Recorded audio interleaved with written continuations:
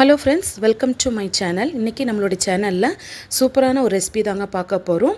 Caramel footing எப்படி பண்ணுறதுன்னு பார்க்கலாம். ஒரு கம்மியான இன்க்ரீடியன்ஸ் தான் அதுக்கு தேவை. 5 இன்க்ரீடியன்ஸ் வச்சு எப்படி பண்ணுறதுன்னு பார்க்கலாங்க. இப்போது ஒரு அடி கனமான பாத்திரத்தை ஸ்டவ்வில் வச்சுட்டு அதில் ஒரு 3 டேபிள் ஸ்பூன் சர்க்கரை ஆட் பண்ணிக்கலாங்க. சுகர் ஆட் பண்ணிவிட்டு இப்போ அந்த சுகரை கரைக்கிறதுக்கு நம்ம ஒரு 1/4 டம்ளர் தண்ணி அதோடு சேர்த்திக்கணும். சேர்த்திட்டு ஒரு கரண்டியை வச்சோ இல்லை ஒரு ஸ்பூனை வச்சோ நல்லா சர்க்கரையை கரைக்கணும். கரைய என்ன ஆகும்னா அது அப்படியே அந்த ஹீட்டுக்கு அப்படியே கேரமல் மாதிரி ஆகும். ஃபஸ்ட்டு லைட் எல்லோ கலரில் ஆகி அது அப்படியே கலக்க என்ன ஆகும்னா டார்க் ப்ரௌன் கலரில் நமக்கு வரும். நம்ம இந்த வெள்ளமெல்லாம் பாகு காய்ச்ச எப்படி இருக்குங்க அந்த கலரில் அது வரும். இப்போ அதை ஒரு தனியாக ஒரு பக்கம் எடுத்து வச்சிடலாம். அது அப்படியே ஆறட்டும். இப்போ ஃபுட்டிங் பண்ணுறதுக்கு என்னங்கிறத பார்க்கலாங்க. ஒரு பாத்திரத்தில் நம்ம காய்ச்சின பாலை நான் ஆற வச்சு ஒரு டம்ளரில் எடுத்துருக்கிறேன். அது 300 ml. பால் ரொம்ப சூடாகவும் இருக்கக்கூடாது, ரொம்ப ஆறியும் இருக்கக்கூடாது, வெது வெதுப்பாக இருக்கணும். அதில் 2 முட்டை உடச்சி ஊற்றிருக்குறேங்க. அது கூட வெண்ணிலா எசன்ஸ் ஒரு 1/2 ஸ்பூன் சேர்த்திருக்கேன். வெண்ணிலா எசன்ஸ் இல்லைன்னா ஏலக்காய் பொடி இருந்தால் நீங்கள் சேர்த்திக்கலாம். சேர்த்திட்டு நல்லா ஒரு விஸ்கை வச்சு நல்லா அடிக்கணுங்க. குறைஞ்சது ஒரு 10 நிமிஷமாவது அந்த முட்டை நல்லா ஃபுல்லாக தெரியக்கூடாது.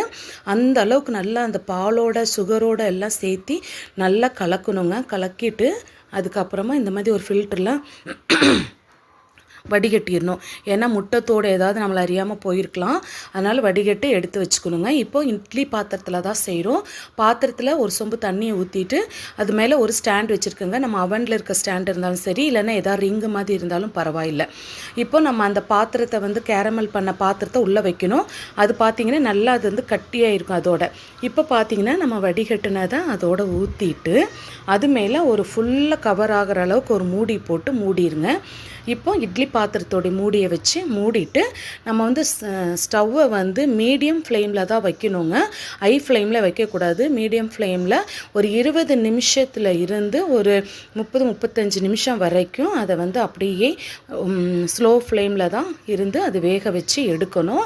இப்போ பார்த்திங்கன்னா நம்ம வேக வச்சு எடுத்தாச்சுங்க.